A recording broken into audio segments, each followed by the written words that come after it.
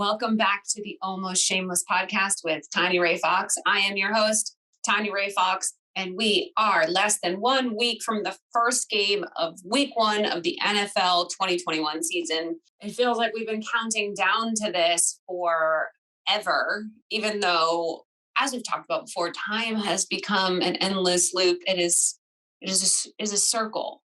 The 2020 season came and went. It's like sometimes I have to even remind myself who played in the Super Bowl 6 months ago, because it's just time is crazy. But here we are, not only entering week 1 with optimism and excitement. Everybody's team has an equal shot at this point. Theoretically, everybody is in the running to be in the playoffs, to play in the Super Bowl. And this is when people are the sort of most optimistic about their chances and what the future of their teams may be. And for Patriots fans, the optimism has taken a twist because in an unexpected turn of events, Cam Newton was cut and Bill Belichick made Mac Jones the official starter for the New England Patriots for the 2021 season and ostensibly beyond. So, of course, I will give you my reaction to that news and my reaction to a few of the comments Bill Belichick made about vaccination in the NFL that I felt a little conflicted about, maybe more than a little bit conflicted. I also want to get into, as we prepare for week 1 next Sunday, the Patriots take on the Dolphins. So we want to talk a little bit about beginning next week, but also season long, the 3 things the Patriots are going to need to do to succeed with a rookie quarterback. You guys know I am not the biggest fan of a team having to start a rookie quarterback. However, as we've talked about, we were talking about what they would do even if Cam were still on the team, and if Mac was the vaccinated player, if he was going to start, what would that look like? I mean, we've been thinking about this for a while. So this is the reality we're going into the season with. It is not completely unprecedented for a team to succeed with a rookie quarterback. We know that, but there are some things that need to happen. It is not a question. Things that need to happen for Mac to succeed and help lead the Patriots to a playoff appearance, which is what Patriots fans want. It is what they expect. And it is certainly what Bill Belichick is going to aim for this season after all of the money he spent, after all of the success he has had with the young players on the team in preseason. And of course, with the sort of battle with Brady underlining everything that's been going on since Brady left the team, he's trying to succeed without Brady. And he clearly believes Mac is capable of doing that, or at the very least, he is hoping against all odds that he's capable of doing that. So we will get into the 3 things they need to do to make that happen. And the players and the units on the team that are going to be the most important to helping the Patriots get there with a rookie quarterback. And then as per usual, we'll close out the show with some fun thoughts. This week, we have more updated Jeopardy news and how it highlights the difference between canceling and cancel culture and public and corporate accountability by people in the public eye. So it's going to be Jeopardy related, of course, but there is a larger story to take away from all of that. And I want to get into that with you as well. But of course, as always, we're going to start with the big Patriots news. Cam Newton is gone. He is off the team. He is cut. Mac Jones is the starter, and he has the full support of the team and the coaches. And it's the Mac Jones era. It's Mac Jones season officially. This was a weird rollout of this news, right? If a few months ago someone had told you that this would happen, you'd be like, okay, that kind of makes sense. Obviously, Cam didn't look better. Obviously, things weren't working out. And so they're going with the rookie. That's why they drafted him. But considering the way things have gone throughout the offseason, into training camp, into preseason, it was surprising because Bill Belichick had reiterated multiple times that Cam was a starter. He had started him in each of the 3 preseason games, including the most recent one after Mac had impressed in that practice with the Giants. And after that preseason game, go back, look at all the columns and the tweets. For the most part, after that final preseason game against the Giants, despite Mac having a ton of reps and a lot of work in that game, there seemed to be this coming to terms with the fact that Cam would be the starter. And Belichick said it over and over again. McDaniels has intimated it. And although they are clearly very high on Mac, they keep giving Cam the start. Cam looks better. His arm is stronger. His footwork's improved. He looks more comfortable in the system. All of the things that we heard over and over again. And then before we knew it, he was cut from the team. I mean, this wasn't even, hey, we're naming Mac the starter, Cam's the backup. Like, that would have been one thing, but Cam's gone. Backup is Brian Hoyer as we speak. And it is not the outcome that anyone expected, regardless of what anyone tells you. There's going to be a lot of Monday morning quarterbacking about how this all went down, but nobody really expected it to go this way, especially considering the way Belichick spoke about the two quarterbacks heading into even the day before he was cut. So what happened? Well, there is there's a lot of credence to the idea that Cam perhaps didn't want to back up Mac. I have no idea. He hasn't said that, and no one has reported that he said that, but it does make the most sense because we know there's a competitive advantage to starting a vaccinated quarterback. And Mac is, if he's vaccinated, which by all accounts he is, based on the protocols and mask wearing situations and stuff like that, he is the safer bet competitively. And the more he starts and the earlier he can get into a rhythm, the better off he'll be as the season goes on. Cam was a liability. Obviously, we saw that with him having to be kept out of the facilities for 5 days because of testing mishaps. So competitive advantage, Bill Belichick never gives that up. He never gives up the opportunity for a competitive advantage. So it's very easy to just look at this and say, this is a guy who he couldn't 100% rely on, regardless of how much better he was doing in the offense, regardless of his veteran experience and leadership and all that stuff. There is this issue. It didn't seem to be a personality thing or an issue in a locker room or anything like that. That never came out. There was never any reporting that there were any major issues on that front. But Belichick himself has since downplayed the sort of at least personal importance to him about vaccinations. Now, I don't know if this was to avoid any eyebrow raising from the NFLPA. I really don't know. But his comments were a little bit eyebrow raising, and I want to address them in reference to this whole situation. So Belichick was asked about whether or not Cam's vaccination status played a role in him getting cut. And part of his response was, quote, "Your implication that the vaccination solves every problem has not been substantiated. The number of players and coaches and staff members who have been infected with COVID after being vaccinated is a pretty high number. I wouldn't lose sight of that," end quote. So first of all, no one's ever said it's a cure-all or that it solves every problem. But it is very, very clear that based on even just the league protocols, set the science and the medical proof that COVID vaccination vastly, vastly decreases your chances of getting sick and dying from the disease. The NFL protocols themselves make vaccination a much better option for any team.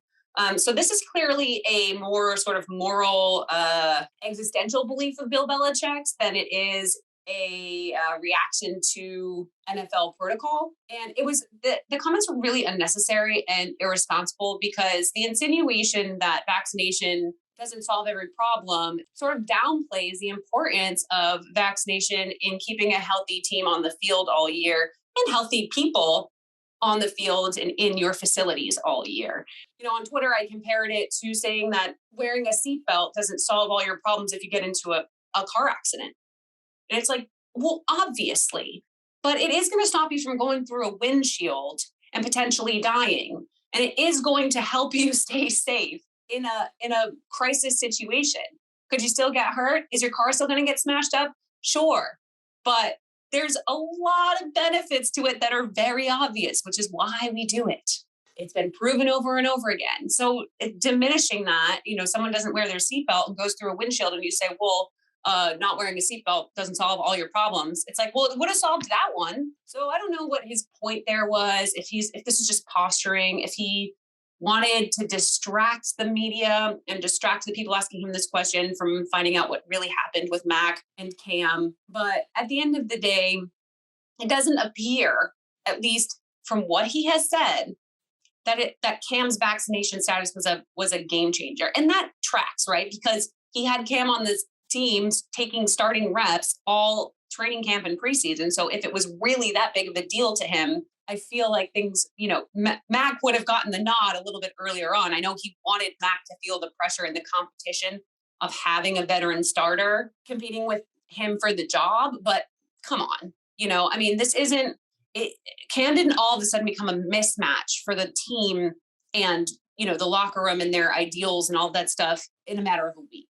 Sure, maybe the NFL protocol keeping him out for 5 days highlighted the complications moving forward, but it doesn't necessarily explain why you wouldn't want him as a backup on your team. It seems like, all things considered, Belichick's not afraid of the virus taking out the team, even if he maybe should be.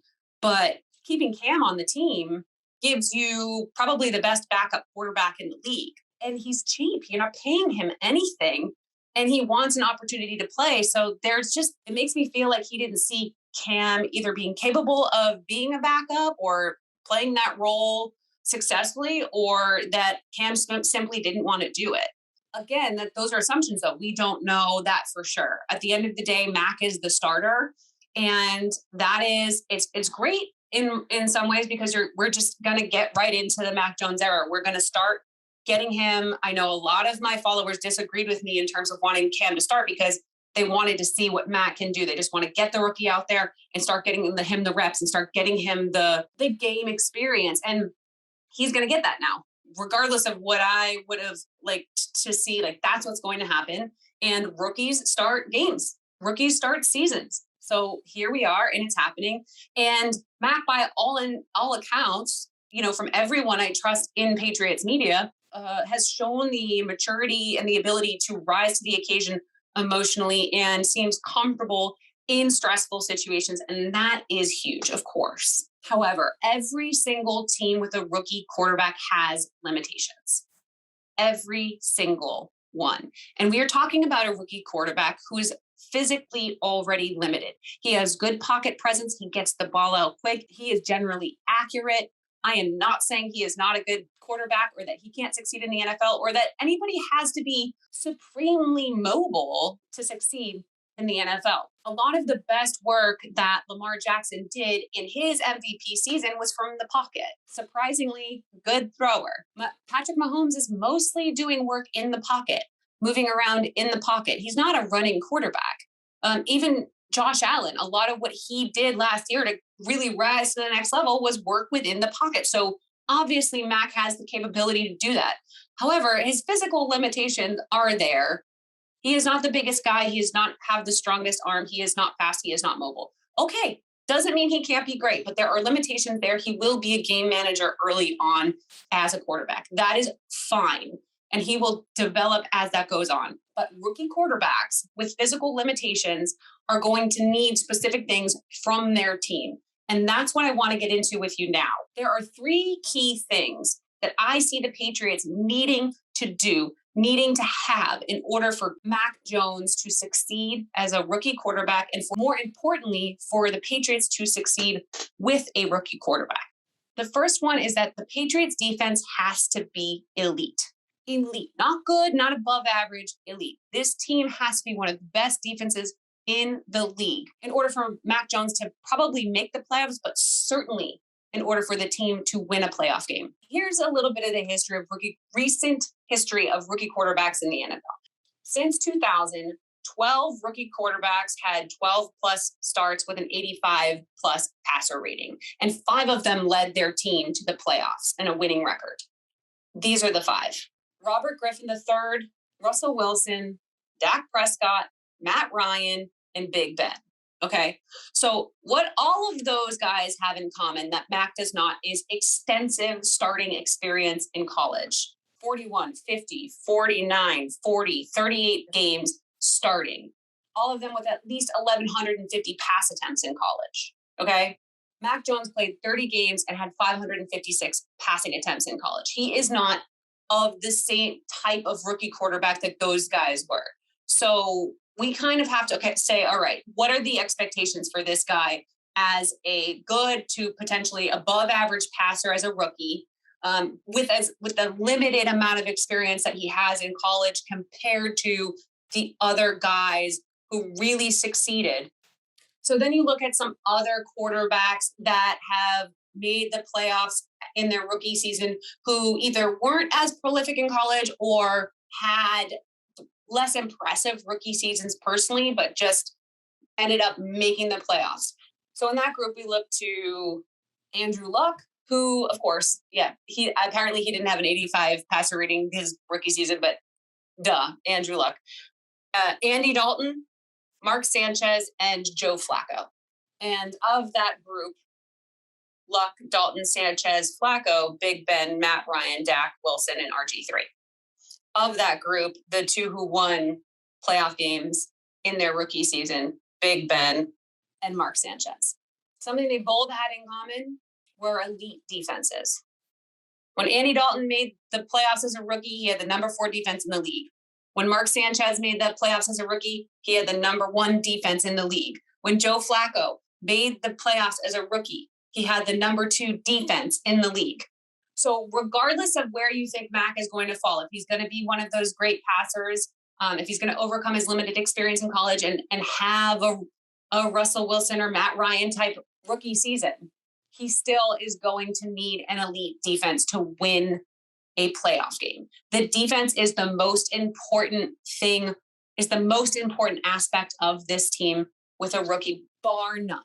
And to that effect, one of the most important aspects of getting this defense to the next level is getting back Stephon Gilmore, because the defensive backs, unlike in years recent past, is the weaker group on the defense right now. You have JC Jackson as the number 1 corner. And then after that, it is a toss up. And that doesn't mean that there aren't going to be guys that step up, but we're talking about needing elite defense in 2021. And that means having a very strong secondary. The pass rush, the whole front 7 is overhauled. They look great. The linebackers are healthy. Dante Hightower, Lawrence Guy, all the young guys, bringing in Matthew Judon. You have Josh Uche and Chase Winovich, the Michigan guys who have opportunities to really step up. All of the front 7 guys, the linebacker group, the defensive ends, the pass rushers, the guys setting the edge, that they look like a really solid group, the best the Patriots have had in a long time. And that is huge. But without Stephon Gilmore, they are missing, in my opinion, that extra piece that gives them that final little piece of the puzzle that gives them the chance to have a top 3 NFL defense. And at the very least, giving Mac all the credit in the world, this team needs to have a top 5 defense in order to even win a playoff game. And that is what Belichick is trying to do this year. They're trying to win a playoff game. Absolutely. He's got work to do in the battle with Tom Brady. He's trying to win a playoff game. So that's the first thing we absolutely 100% need to see from the Patriots is elite defense.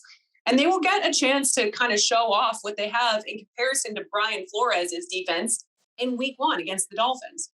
And that brings me to number 2, which is Josh McDaniels and how he utilizes Mac Jones offensively. As I said, Mac Jones, from what we have seen so far, is going to be a game manager. His mental ability to stay focused, to be able to run the hurry up, to be able to stay comfortable in the pocket, quick release, accurate reads and throws, all of that stuff is going to be his bread and butter this year, which puts a lot of onus on Josh McDaniels to set him up for success every step of the way.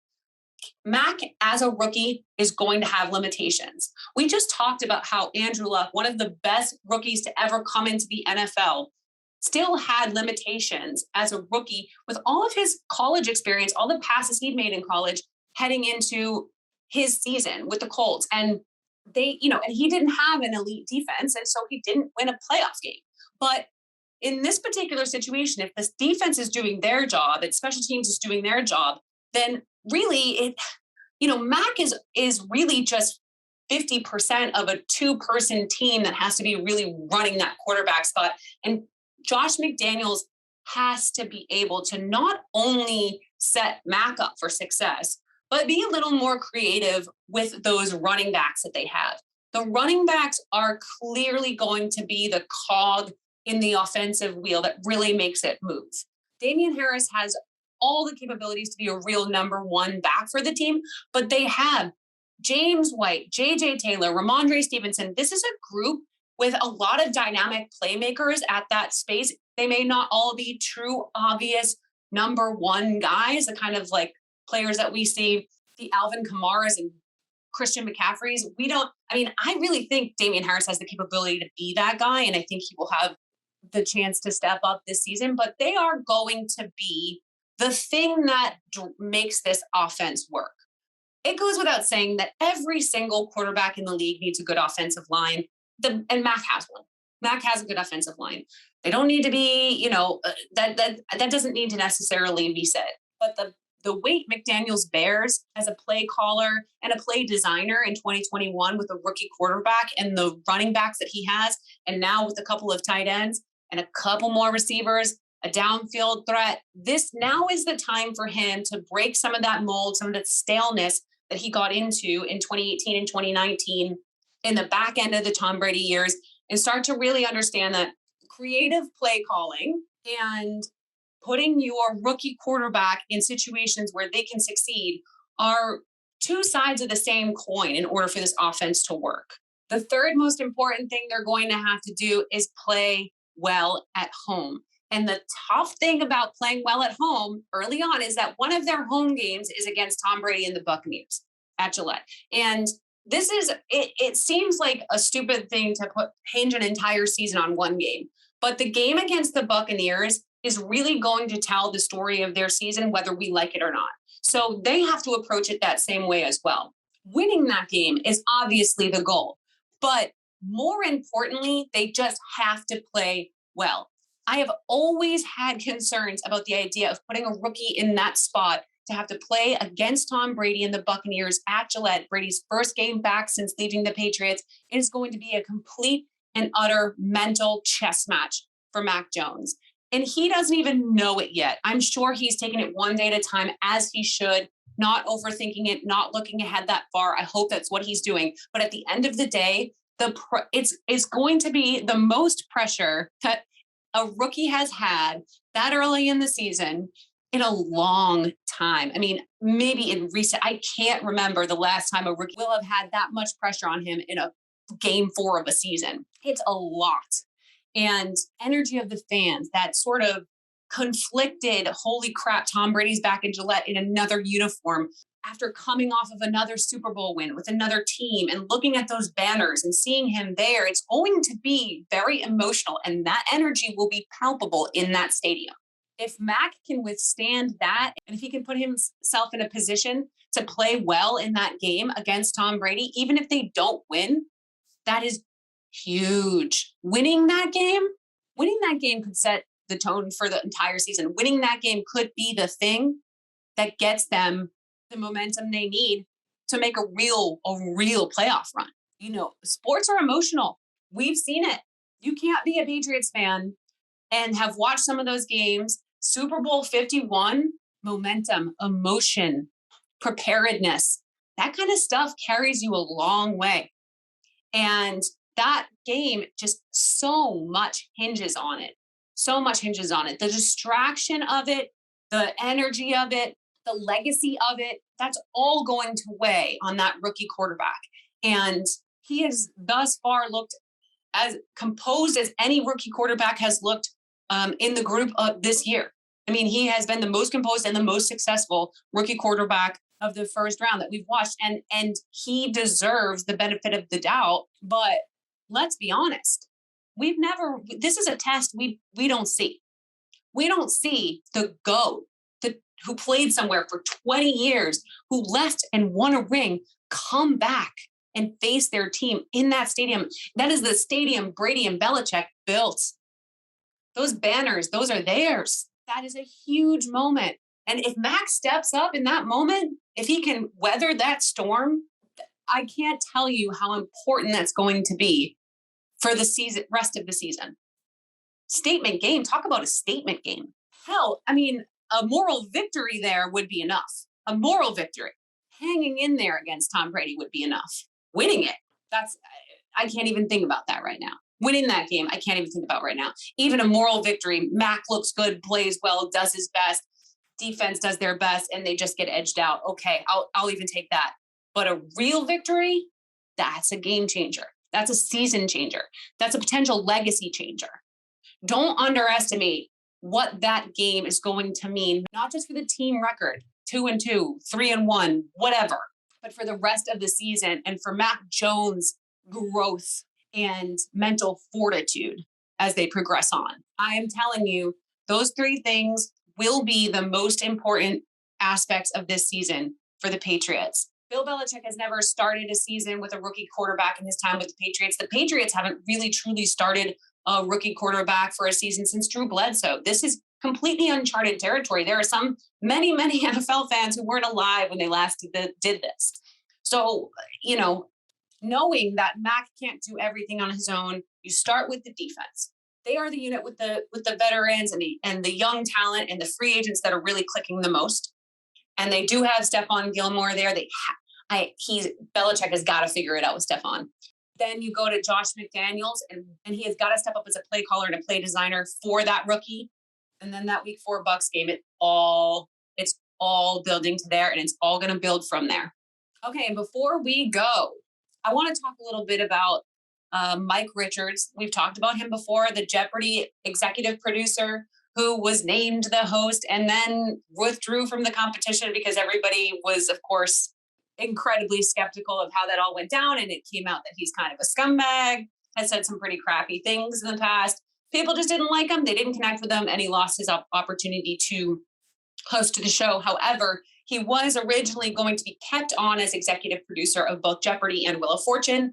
That has since come to an end. Sony announced that he will be removed from both of those positions and replaced with a longtime veteran producer in the meantime. So we are Mike Richards free over at Jeopardy. It is official. The report came out that there had been internal meetings and people had gone to Mike Richards to express their concern about the way things had been handled. It became very quickly clear to Sony that the setup of having this guy, this controversial executive producer who basically gave himself the hosting job, was probably not going to work as they look for a new host and still run the show. Of course, that wasn't going to work. The thing about this story that intrigues me the most, and the point I want to make about it, is that it's a really great example of the difference between cancel culture and accountability. And I think that they get conflated a lot. A lot of what we honestly observe as cancel culture, as that like quick to judge, this person sucks because of one thing they did thing, is mostly exists on social media. And sometimes that can drive companies, employers, whatever, to take action against people. But for the most part, a lot of it is just like people on the internet have now decided they don't like you. And so they have canceled you. But there's very little consequence to a lot of that for famous people. Not being liked for a few months or being, whatever. That's just not it. Call it canceling, call it whatever you want. But this specific situation is kind of like that perfect mix of social media outrage and fan outrage combined with legitimate accountability from the people involved, the people at Jeopardy, the people at Sony, people who didn't want to hold this man accountable. But through really good reporting, real outrage and concern from fans, real outrage and concern from coworkers and people at the show, that combination created a situation where somebody was removed from a position they didn't really deserve anymore and that they weren't qualified to do. And I just wanted to point this out because it's better for Mike Richards that he is removed from this equation and in this situation. He was never going to be able to do that job effectively after everything that had gone down. He's being held accountable for past actions he was not held accountable for, including the things he said on podcasts, including the way he treated people at prior shows he worked for.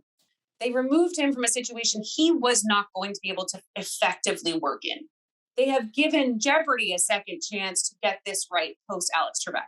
That's a win. And the fans feel like they have been held to account, that they've been heard. And that is a huge deal.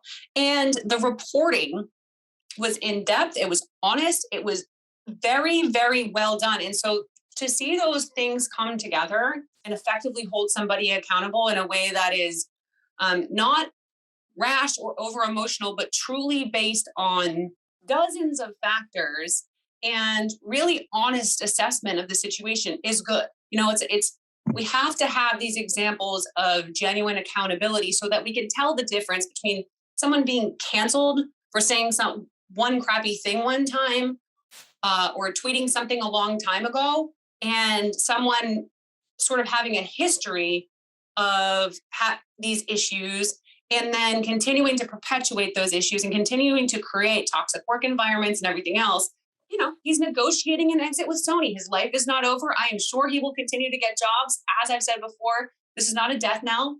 He's just losing these particular jobs for good reason. And that's always a good sign to see how this can play out effectively, how we can hold people accountable effectively, and how it takes a village to do that. Unfortunately, we don't live in a world where successful white men are frequently held accountable. So these are the types of things that need to happen in order for that listen, Sony was going to fight it. There was a lot that had to go down for this to happen. And, if we want to really hold people accountable and we really want to see change, yelling and screaming on the internet is only going to get us so far. Real thoughtful exchange about the issues with these people and really digging into what it is that's going on and why it's not okay. That is like the best thing that we can do in these times. It's the kind of stuff that Ronan Farrow has done with his reporting during Me Too and things like that. And this is another step in that direction, in a different way, creating accountability in workspaces from people who abuse their power. So I just want to say, I think that it's a good outcome for everybody, because we're not seeing someone have their life ruined. This is going down very cordially. We're seeing a show that we love continue to get the treatment that it deserves, and the host search and the executive producer search that it deserves. And the fans are going to be able to enjoy whatever the next chapter is for this show. So it's a win for everybody. Everyone's okay. And we've set a standard. And that's a good thing. It's a really good thing. Now we'll just have to wait and see how the host search plays out. Fingers crossed, LeVar Burton gets another shot. Thank you guys for joining me. Thank you again for listening.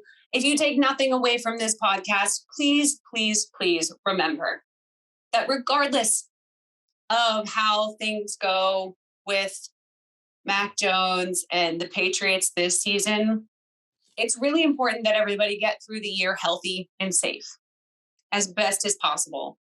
I'm not telling you how to feel about the pandemic or COVID or vaccination. I've learned that that's a useless game to play. You guys know where I stand on it. But more than anything, more than winning games, more than all of it, staying safe, staying healthy, and keeping people in a situation where they are not endangering themselves.